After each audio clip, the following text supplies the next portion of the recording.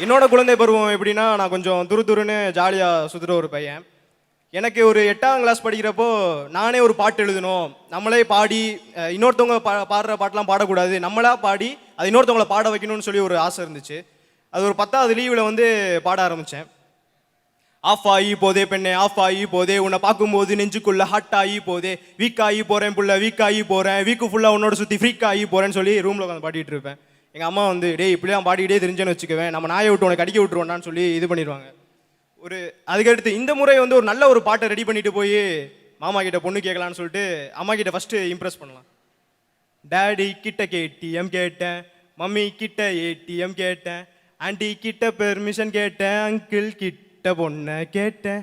Uncle G பொண்ணை கூடுங்க G, uncle G பொண்ணை கூடுங்க ஜின்னு சொல்லி எங்கள் அம்மாட்ட போய் பாடினதுக்கு, டேய் நீ பாடுறது என்னாலே கேட்க முடியல, வெளியில் போய்லாம் பாடிக்கிட்டு இருக்காதரா, ஒரு பையன் பொண்ணு தர மாட்டேன் அப்படின்னு சொல்லிட்டு அனுப்பிச்சி விட்டாங்க.